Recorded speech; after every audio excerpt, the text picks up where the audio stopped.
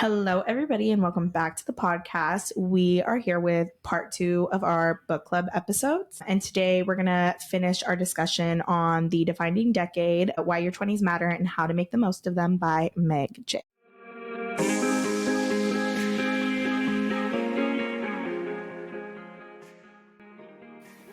Hi guys, this is Bri, your host. Welcome to You're Not Doing It Wrong, where we talk about the many troubling topics of today's millennials and discuss how to navigate your next quarter-life crisis, because we're all too busy thinking about what we should be doing and not what we want to do. And I'm your co-host, Ally. Welcome back to Season 2. So we did part 1 of this episode before. So today we wanted to talk about the second half of this book. And part 2 of this book is called The Brain and the Body. And I had to cut out some chapters because it's really long. Yeah. So as a recap, what are some of the things that we talked about in part 1? So the book was written by a therapist. So everything is from like clients' points of view. We talked about relationships, finding your family. We talked about jobs a lot in part 1. So that was like the big one. And even though the second part is called The Brain and the Body, I think a lot of it, well, there's a part that I took out that talks a lot about like having kids, but that section was really long and I didn't get like too much from it. If you didn't listen to episode 1, Go or part listen 1 to of this. episode 1. Part 1. Yeah. The first chapter that I wanted to talk about was called A Social Experiment. So this chapter talks about how the author taught for a semester at sea, which made me think of Sweet Life on Deck. And I thought it was funny. This chapter talks about like the students becoming really good friends with each other because they couldn't use their phones because they weren't like connected to the internet once the boat took off, and how they form like deeper connections. And so the whole point of this chapter is that she talks about like how our phones are essentially holding us back, which I don't know if you remember, but she talks about that a lot in part 1, like social media and comparison and things like that. So in this chapter, she touches on it again, and she gives like all of these examples from these students that were at sea, talking about how they were forced to like make a deeper connection with people on the boat because they didn't have their phones, and they also couldn't look up each other on social media. So it was interesting because they were like, I had a different opinion of them versus like the opinion that I would see online. Yeah. Which made me think of like freshman year because like we would meet people and then we would like go look on Instagram. You know, if you think about it too, a good example of that is at fish camp. Technically, there was like no signal. So like we were forced to talk to each other because there truly wasn't a way for us to just like disconnect and like be online. Yes. Yeah. And I made like 90% of my college friends in that one week. Yeah. And it made me think of that too because we all like added each other on Instagram no, we didn't. We didn't even have we only had our numbers because we weren't connected to the internet. I think there was enough signal for us to like exchange some information, but like it was very limited. Well, another thing she talks about is like people feeling socially awkward nowadays because they're not used to connecting in person. Yeah. And I always say that. Yeah. And it made me wonder about like Gen Z and how they feel about this, because I feel like even we feel that, and we were kind of like the tail end of it. I think it depends on the person, truthfully. And the reason I say that is because I think of like my sister who like, I don't know how, but like a whole bunch of her friends are like internet friends that she like met, like live in the area which she lives in. But like, I feel like she becomes best friends with just about anybody and everyone. And I think that's so crazy because I'm like, that's a whole stranger. But they're like, no, we talk all the time. They like comment on my stuff. They're very supportive to me online. And I'm like, okay, but they're not, like in my mind, I'm like, those aren't real people though. like I know there's a person behind the screen, but like for all we know, it's a bot, you know? But I know that that's not true too, but it's just interesting to me because I feel like in my experience, like I'm socially awkward more when I feel like there's already been like a previous history, because I'm like, well, what if this person's not like that in person? Talked to them online. Yeah. Like I'll give you an example. There's a person that I had in my plant group that like we chatted about just like random life stuff and like plans for like months, right? But meeting her in person didn't happen until like, I don't know, maybe like a whole year after. And we exchanged plants. Like literally we dropped plants off to each other, like outside of our homes. Yeah. And like still for like a whole year, like we didn't talk. And so then finally when I saw her for the first time and like face to face, I was like, whoa, this is so crazy. Like, I don't know what I expected either in terms of like how the interaction would go or what you would look like or anything like that, because she also didn't have like a profile picture. What did she have? It's kind of like an animated, or like even just like what's called like a landscape photo. Sorry if you're watching the video, Max is taking over as per usual. He's like, I'm here. Let's talk about me. He's like, anyways, my friends on the internet. He has no friends on the internet. Yeah, he does. He's got his own Insta. Oh, that's so true. I haven't updated that forever.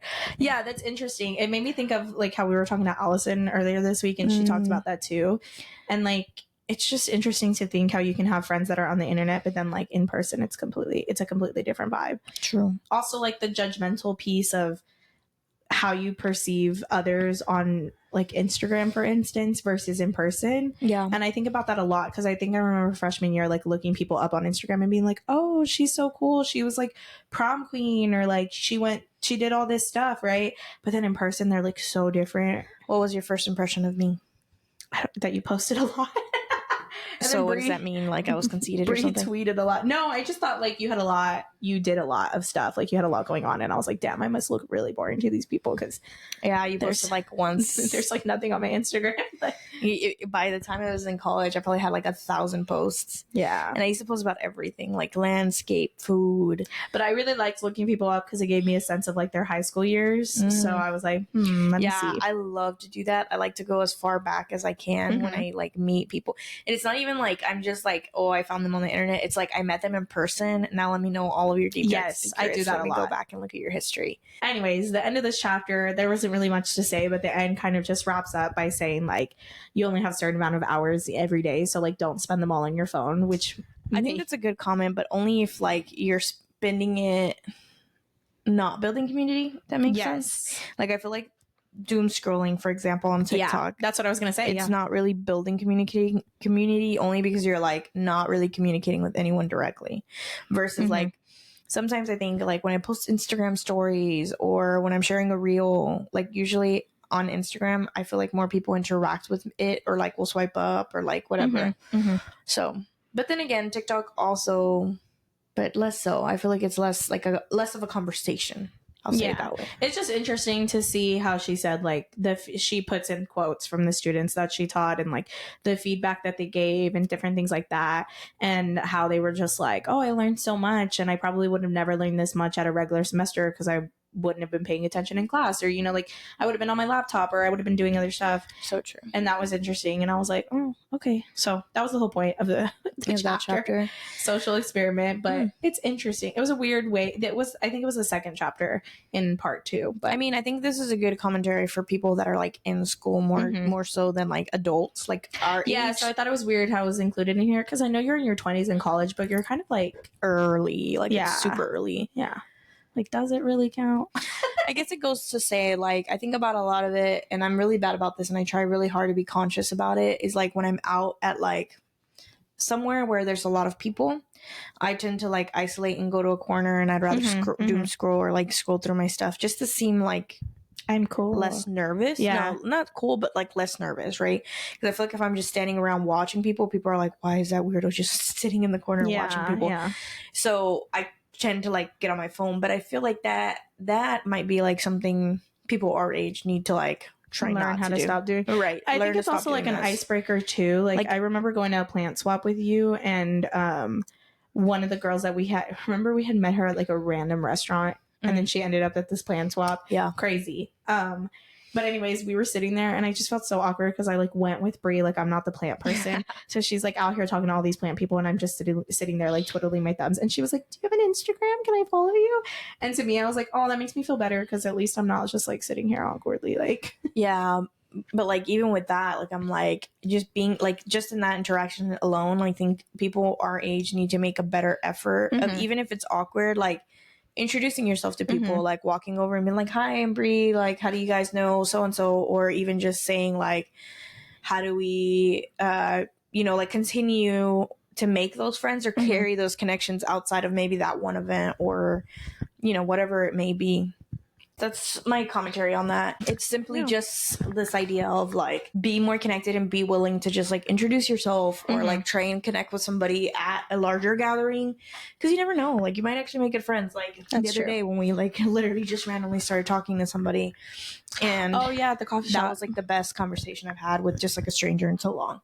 Is that what you were talking about? The coffee shop? Yeah, they were so funny. And halfway through the conversation, she's like, I'm Jacqueline, by the way. And I was like, oh, wait, what's your name? We never introduced ourselves, which is another thing I have to get better at. Like, speaking of I guess like putting yourself out there and being less awkward in person is, I feel like once I start talking to somebody, I can't interrupt the conversation to be like, my name is, what's your name? Yeah. Because like it's so awkward. I'm like, But I think back to like when we were in college somewhat, and I'm like, dude, we used to be so fearless. Like, yeah. But truthfully, you were only fearless in environments where it was okay to be fearless, like at a party. Because you knew, like, no, I don't even think it was that. I think in college there's this environment that like everybody there doesn't know everybody else, so you just, it's like common to try and make friends with people. I felt like it was easier because I felt like other people were doing the same thing. But I think we need to have the same mentality, right? Like in our adulthood, is that like 90% of people don't know. I feel like 90% of people that are our age can't name more than like 10 friends on their fingers. Me. I have no more than 5. I don't know. Like I could literally talk to so many people, and I feel like they would probably say the same thing, truthfully. Or it's like the same 10 people they see consistently, even 5 people. Well, that was what that chapter was about. So get off your phones and talk to people in person. Connect offline. The next chapter I wanted to talk about was called Calm Yourself. Interesting chapter. Loki gave me trauma. The chapter reminded me of stuff. So basically this chapter is about a client who has like a really bad job. Like she hates her job. She's like an assistant to some like movie producer or some guy that works in like entertainment. Dream job though is like not to work, just to get my paid. Dream job is just to sit here and talk to people. So, you know, call me podcast people. That would literally be it. So anyways, it was just interesting because so the whole chapter is about how like she's overworked and she's stressed and she gets yelled at 24/7 and whatever. Like, it was just hard to read. And I felt like in this chapter, there wasn't a ton of advice until you got to the very end. And I was like, and then some of it was kind of outdated. It was like the old, like, work advice. Like, basically, like, you got to put in your hours before you get something better. Kind of like, and I was like, And then it talks about, like, email formality, like how people entering the workforce in their 20s don't know how to email correctly and things like that. I think that's BS. I think that's, like, such an old traditional thing to talk about. Because I hated it. Like, I don't even do that now. I try not to do that because I feel like it's going to take me 30 minutes longer to just try and figure out how to say this than just to say it up straight. Hey, I need this. Sometimes I even like send bullet points. Like, I'm not going to sit here and even be like, let me write this huge paragraph of all the different things I need because of XYZ. Like, I'm like, hi, John, I need, and then I'll literally list it. Send an email with a copy of the draft, or send draft, right? Literally. Send this and that. Send me the photos. Like, I'm not going to sit here and write a whole, like, hi, John. So I hope you had a great weekend. Can you please attach photo attachments here, please? They were talking about like, oh, 20s people 20 younger in their 20s don't know how to talk over email. Like, they can't just be like, hey. And I was like, it's not that serious. Like, sometimes I don't even address the person. I'm like, I'm just like, I need XYZ. Also, I feel like since we started using things like Teams and Slack, like things are just more so much more formal. I find myself, and here's another funny thing for people like working just in general, I find myself often reaching out more and more to like a Teams person, like a person through Teams, than going through email, because I just feel like it's so much easier and so much quicker for me to get a response. And I've run into the issue that my boss will be like, hey, did so-and-so ever get back to you? Can you forward me that thread? And I'm like, there's no thread. Do you want me to screenshot? I can forward you the Teams message I sent. And then I'm like, oopsies. Well, I just Teams them. And then like, she's fine with it. Like, my boss doesn't really say anything, but it's just interesting because I'm like, was I supposed to email? Because like, I just thought it'd be easy. Like, you know, it's a touch point. It's like, not anything sort big. Of outdated. Email to me is like if you're writing me a whole draft email, or like, you're like sending a document or something. But you know, let me also clarify that my job is literally just an email, so I don't want to send emails. Like, email's so outdated. Bri also sends emails. Like, I send newsletters. This is her building. Like, so this is like, I don't want to fucking send you an email about a newsletter that I'm writing unless I absolutely have to, and the draft is like attached, right? Like, I'd rather just Teams you about things I need for this. Well, anyways, the whole point of this chapter was called Calm Yourself. And I felt like the whole beginning of it, I was like, what the hell is this chapter about? Like, I'm not understanding. But then she starts talking about how learning how to calm yourself down in regards to work. So she talks about how this client experiences what she calls micro traumas at work. So like getting yelled at by your boss, or like misspelling something in an email, or just like making mistakes at work. And that can lead to anxiety. And so like this client said that she didn't want to eat in the mornings because she felt like so sick, like nauseous waking up. up. And then she also kept thinking about her job at night, so it kept her from sleeping.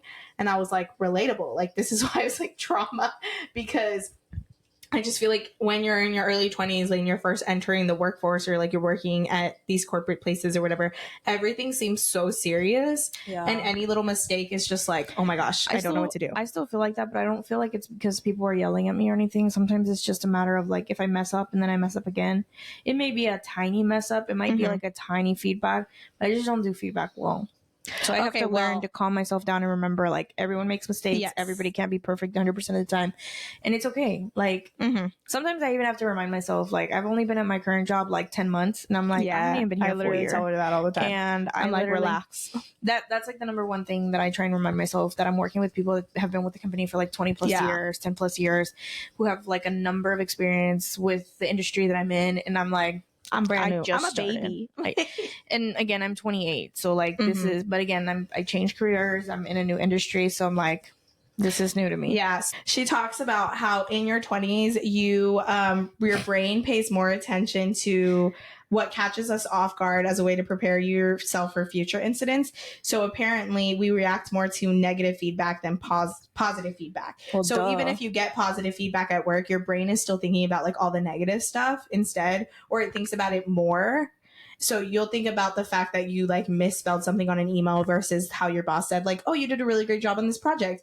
And it leads to things like anxiety and like all this stuff that causes you not to calm down and like get anxiety about work. Then we do this thing called borrowing an ego, which means the example she uses is that the client who hated her job and was an assistant, every single day during her lunch break, she would call her mom and tell her mom about like what was going on and ask for advice and things like that. So when we're in our 20s, could never do that. We borrow an ego. So we call someone with a fully developed frontal lobe and ask for advice. It's me, bitch. I'm the one with the frontal lobe. I don't gotta call nobody. Instead of like figuring out ways to solve it ourselves. So her advice to this client was like, I guess I use you.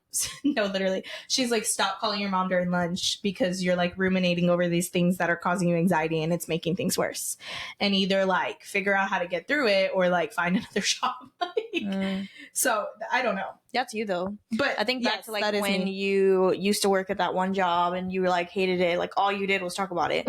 You talked about it to me. You talked about it to your mom. George, it's like you can't stop talking about it. So you're like living in that negativity space and that negative space of just like, I fucking hate my life. And you're like, well, how the fuck are you supposed to love it if all you talk about is hating it?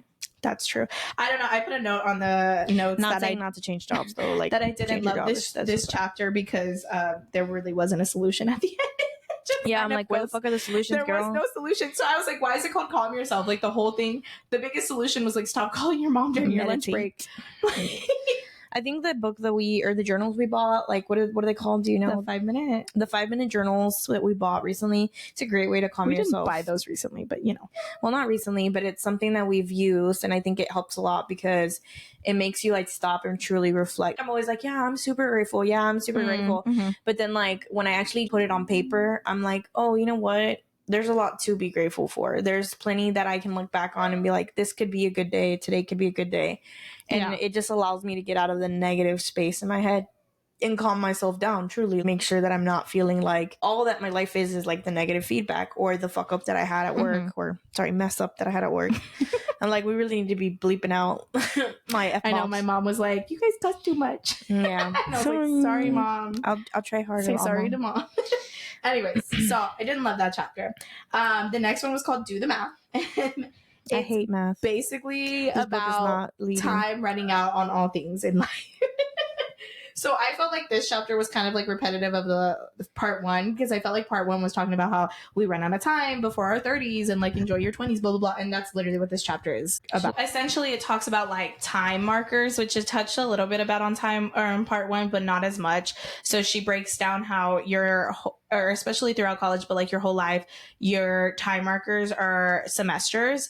And then when you graduate, you don't have any time markers to kind of like lead you to the next thing. So that's why people spiral after college or like after graduating high school, because we don't know how to like measure time. Everything just feels the same. You're getting up, you're going to work, and then you start over and over and over. And so that's why I always joke that I feel like a cartoon character, like, you know, when the cartoon characters come out, wake up, and it shows like a montage of them like doing it over and over again, and they're like selecting the same outfit and putting the same outfit on, and then like the whole day goes by and you're like sleeping again, you wake up, you do it again. like sometimes I'm like, fuck, I feel like I'm stuck in a cartoon episode. Like I need to like wake up. Yeah. It says that 20-year-olds have a hard time picturing their future selves because they're kind of doing the same thing. Yeah, they're like stuck in the day-to-day. Not 20-year-olds, 20-something-year-olds. I didn't realize I said that. She talks about how we have what we call present bias. So things in the future don't really concern us as much as like our satisfaction now. So instead of like saving for retirement, we'd rather pay to go on a trip or, you know, like things like that. And she talks a lot about how people in their 20s spend a lot of time with other people in their 20s. So that makes it even harder for us to picture life past our 20s. Well, I don't think we do that. We don't do that. I said we don't hang out with anybody our age, unfortunately. We don't. We hang out with the older people, so it helps because we're like, oh, we gotta get our shit together. But I mean, I'm not trying to dog on anybody, but I think a lot of the people that are like even older than us are still like in the same kind of cycles as we are.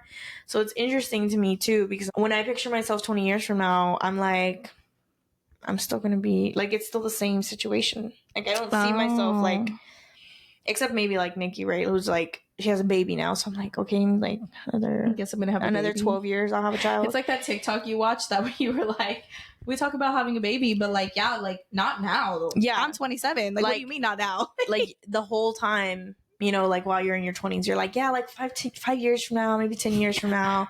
And then all of a sudden it's like 10 years later and you're like, well, not now though. Like, I know like I'm not 10 years ago, but now I'm like, give me another like 5. Right? Yeah. So it's kind of like, which the chapter I left out talking about family planning, it was towards the end and I don't remember what it's called, but I feel like it was directed towards women because it talks about like your internal clock and all of that stuff.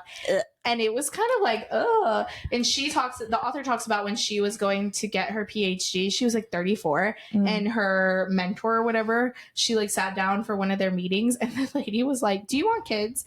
And she was like, yeah. And then the lady was like, oh, well then you better get started, girl. And I was like, first of all, no, not here to mentor me on having kids or not. Like, you're here to help me with my PhD. Yeah, like it didn't make sense. And that chapter, I'm not getting a PhD and getting children or having children. Well, then she ended up having a kid like that next year. And by the time she graduated her PhD, she was pregnant again. The point is, that chapter talked about like people don't think about it because you're like, oh, not now, right? But then like as a woman, you have trouble getting pregnant or you gotta like freeze your eggs. And so you should really start thinking about it. And I was like, okay, I can't. This chapter is not helpful. But the end of this other chapter, what was it called? Do the math.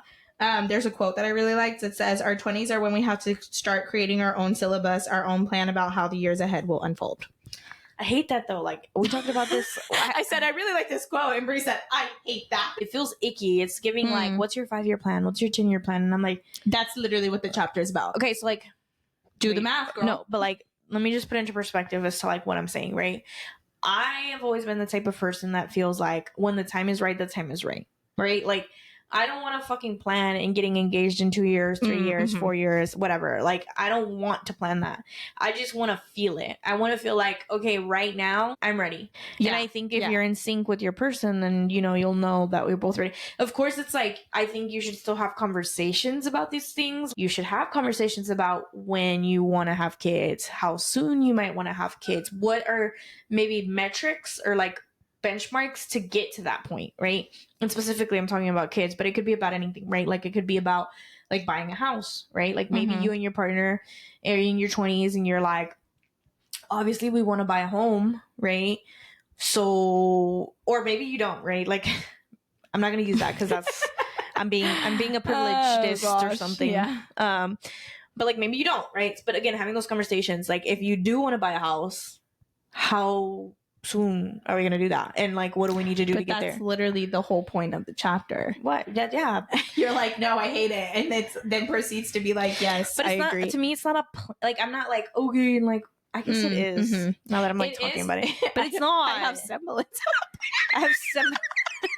No, that's literally what it's giving. That is what it's giving. Yeah, that's basically semblance of a plan. That's what it's giving. Like, I have ideas. She's like, I don't have a plan. I just have a semblance of a plan. But I think not being like a loose plan. Yes, a very loose plan. Like not being so strict. Like I need to, you know, I'm not going to be here sitting with you and being like, okay, well, we're having a baby. And like, as soon as I hit 32 and then I hit 32 and then like, we're not even the right fucking place to, or people are like, I want to get married by this age and I want to have kids by this age. And then it's like, what happens when you turn that age and you're not even dating someone? Like, Or like, what if I don't want to wait that long? What if I sit here Yeah. and say, hey, I want to like get married at 32, and then I'm like, Yeah. I don't want to wait until I'm 32 to get married. Like, I want to get married right now. I think we're ready. I think we should do it. Like, I think there's a quote somewhere where she's like, there's a big difference between starting your life at 30 and like living your life at 30. And I feel like that's the whole point of the chapter is, or the book, I guess would say, because it's like, why do your 20s matter? Like, as in 30 the new 20.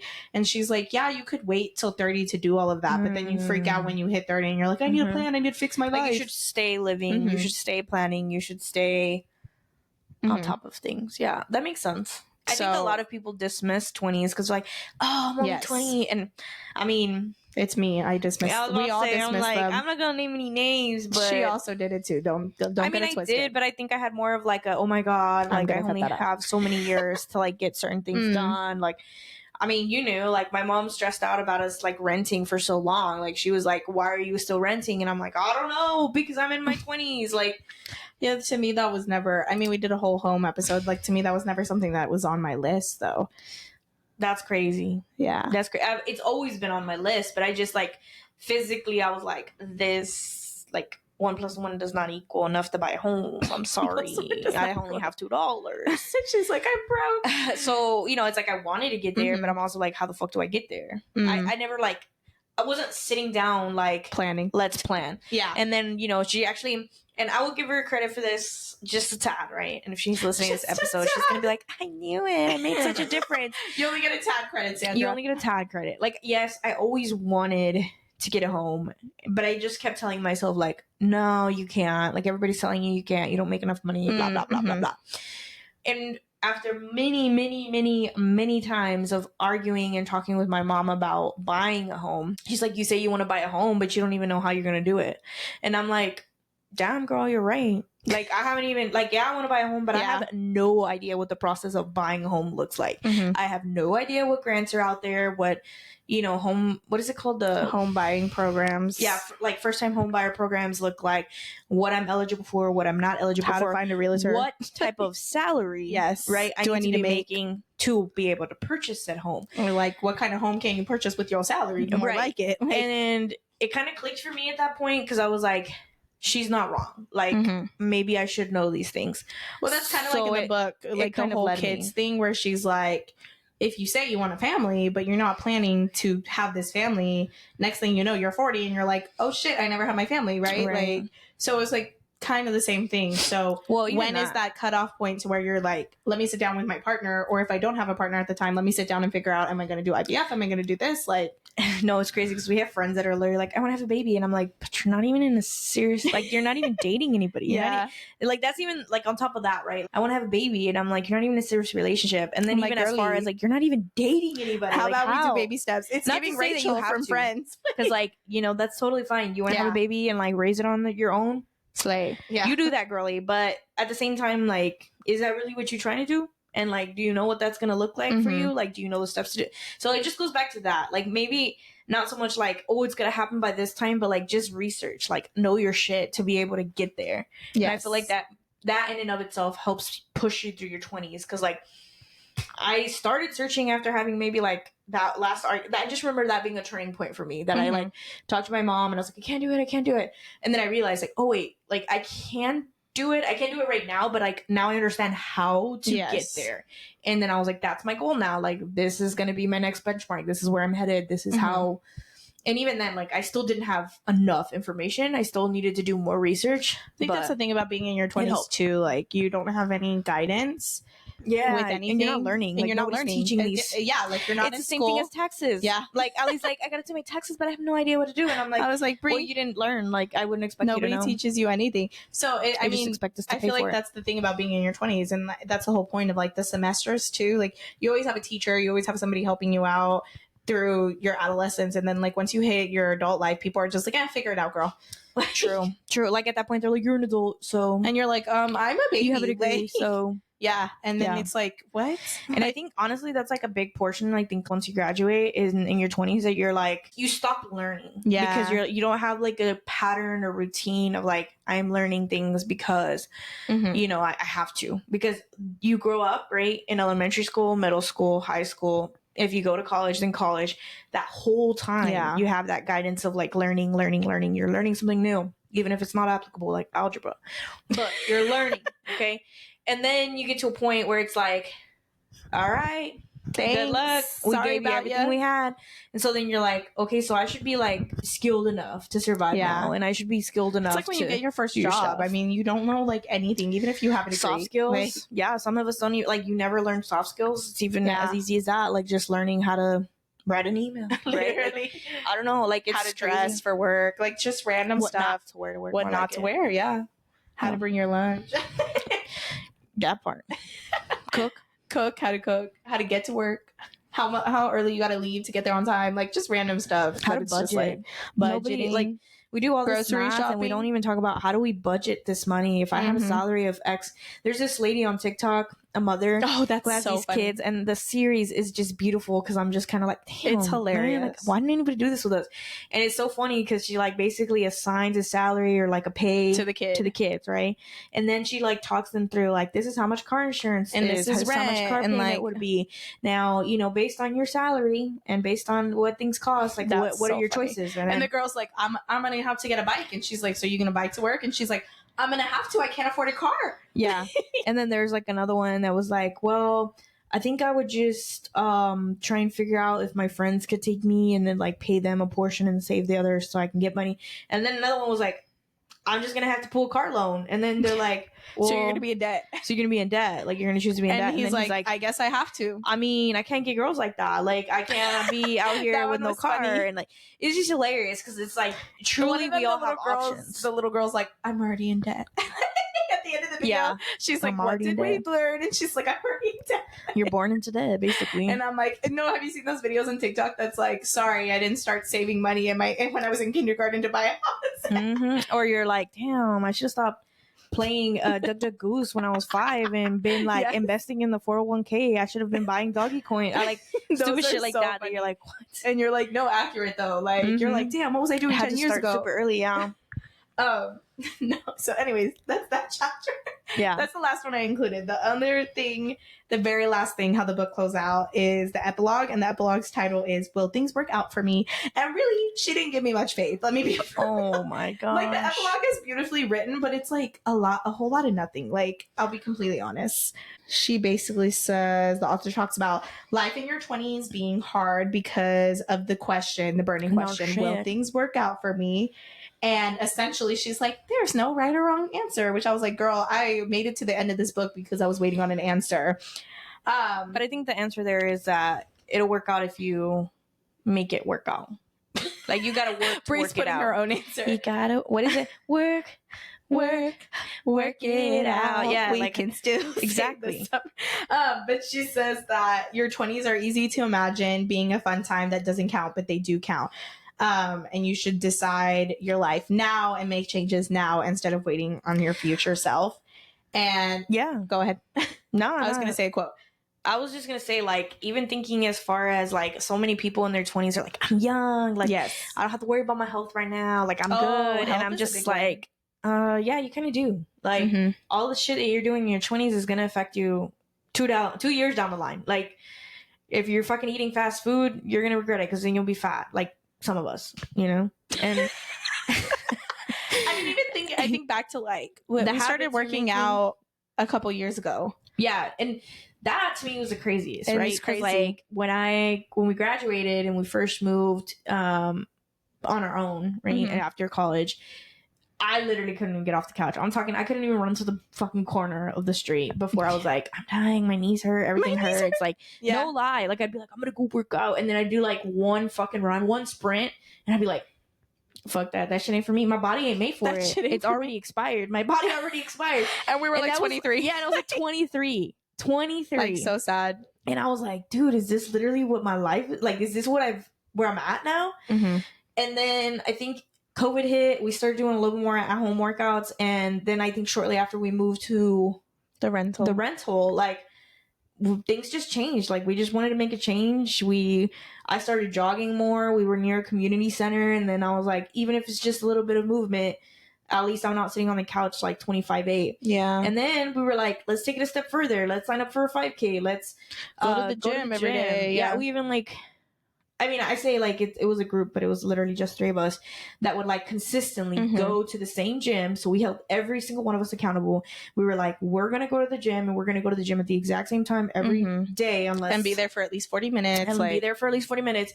And even some days, like all we did was fucking chat on and the treadmill on the treadmill for 30 minutes. Do like a couple of arm lifts. Do a couple of warm-ups, stretching. And then we were like, all right. Arm workouts. And then we were like, okay, you know what? But we were there 5 days a week most of the time, or at least 4, And I'm not kidding. The quality of life difference was insane.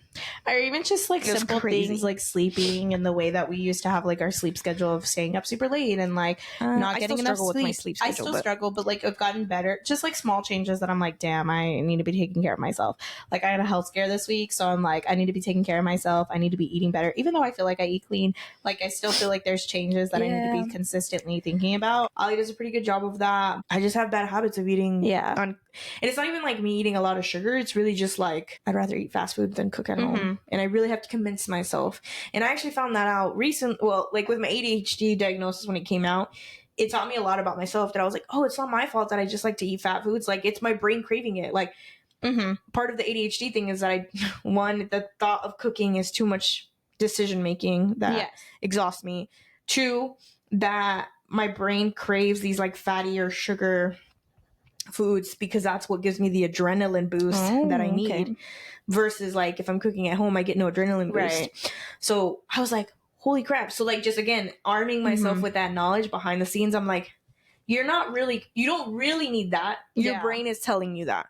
So it helps me like now think, okay, Yeah, that's one thing I wish she would have had in here is like things about your health, and there really wasn't. I mean, I don't remember talking about it in part 1. Do you remember us talking about it? No, I don't think so. So I feel like that would have been a good one too, because she's talking about like, don't wait to start your life, and I'm like, don't wait to take care of yourself. She talks a lot about career and money, and I do think family. That's true too. Family. I mean, I think the big one for her maybe with the body was like kids and like having kids, and don't wait to, I guess, plan that stuff, right? But I'm like, I don't know. I feel like that's also a little bit outdated, and I understand, because she's like at the end she talks about how some couples, they wait too long and then they have to like go through IVF, yada yada yada, and I'm just like, honestly, it is what it is. Like, well, I mean, here's another thing that I saw recently that I feel like is probably more now something that people are more conscious about, is that a male's health actually plays a very large part in like how healthy the baby is. And like I don't think that's something that traditionally has been talked about. Like we always talk about, oh well, the woman's time clock is running out, but like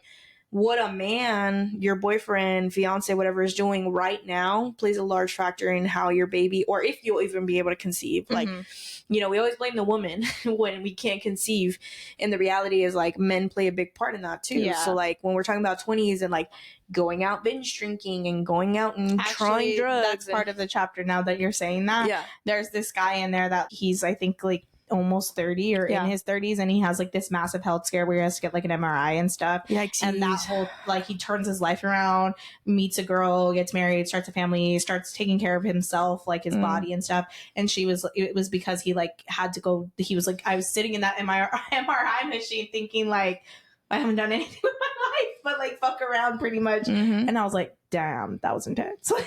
I mean, for me, I feel like the whole eating cleaner and even just going back to the gym came with also the health scare. Like, unfortunately for me, I've had 2 surgeries by the age of like 23, 24. And it was just kind of like, I have to, even though I don't want to, and I really shouldn't because I'm still technically young, I have to take care of myself better. I have to like physically move my body to like ensure that I don't end up in the same situation. And it wasn't even just because like I was overweight or anything like that, even though that was probably a factor. It was also just because like my body felt like shit. And it was going, and it still sometimes feels like shit, but it feels less like shit because if I'm taking care of myself when I'm eating and I'm working out, my body can recover faster. It, doesn't feel as much pain when it comes to my endometriosis. All of that plays such a large factor in the way that I'm able to take care of myself now, and I'm sure later, like when I get older. So Well, there's a lot to think about in your 20s. So I'm like, it's just a lot. But anyways, the quote that I liked that she ended the whole entire book with was, there are no guarantees. So claim True. your adulthood, be intentional, get to work, pick your family, do the math, make your own certainty. Don't be defined by what you didn't know or didn't do. And that's it. Don't be defined by what you didn't know or didn't do. I like the didn't know part. Mm-hmm. And didn't do. I mean, yeah, you should be doing stuff, but... And that was literally the end of the book. I think it's just finding a medium. Yeah. Like, yeah. If you take anything away from this episode, is just learn to have fun, but also plan ahead, right? Like, live in the moment. Medium. Yeah, I feel like but that's the whole reason for this plan podcast. For the future. Even like, we're like, you're not doing it wrong. Like, we just feel like we're doing things wrong all the time. Like, we're doing life wrong 24/7. And reality is, like, there's probably something you're doing right, you know? So like, yeah, it is what it is. So like, you're not doing everything wrong. And there's so much to life. There's so many aspects of it, that things that you have to think about all day, every single day, which is why I feel like adulthood is so exhausting, that it's like, yes, it's understandable to be, you know, behind on maybe like certain things, or to not go to the gym every day, or to not have as much money in your savings as you should, or whatever. You're like, you're still trying to find your person. It's just, there's a lot. I think whatever point in life that you're at is truly just, if you're listening right now and you're listening to any of the episodes that we put out, is just like, you can choose to do differently now. Mm-hmm. If you feel like you are doing something wrong. And there's no right or wrong there's no, like, what is it called? Specific structure or plan for any one person. Oh, yeah. Yeah, we've said that before. Like, everybody has their own path. Yeah. Everybody's life is different. So there's no one way to get to the end goal, I guess, if you want to say that. Yeah. That's a better way of putting it. Yeah. Overall thoughts, read the first part of this book. The second part was not really that helpful. There's a lot in there. There's some longer chapters. Like, the one about family planning was a lot longer of a chapter. But there also was like a warning before that chapter that was literally like, if you don't want to have kids or you don't want to think about it, you can skip. Dang. And I was like, damn. I said, let's just say, so we don't get sued either, that it's a great book if you read it. Yeah. It's a great book if you don't. There's questions in the back too, which there's some to realize after the fact, that I was like, oh, I should have looked at the reader's guide. Like, the reader's guide has, I guess, if you're doing like a book club, so it breaks it down by chapter. More books should do that. Like, reader. Like, so like, okay, that chapter, Calm Yourself, that you were like, what's the point of this chapter? Mm-hmm.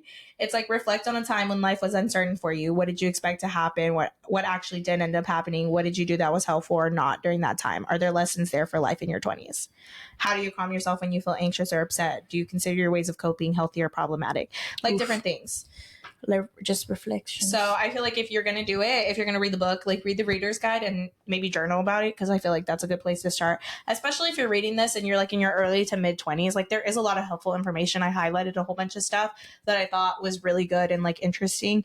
And for me, if I had read this like maybe 3 years ago, I would have been like, let me eat this up. Like, she ate. That was so good. But I think for me, when I'm reading a self-help book, like, I always want to get to the end and feel like I learned something and I can take that moving forward in my life. And I did feel like I learned something, but not an overall like theme that I was like, yes. Well, I think a lot of the problems with self-help books too, though, is that I think their whole purpose of the books is like telling people they're doing things wrong. Yes. Like, hey, this you're doing for sure. it wrong.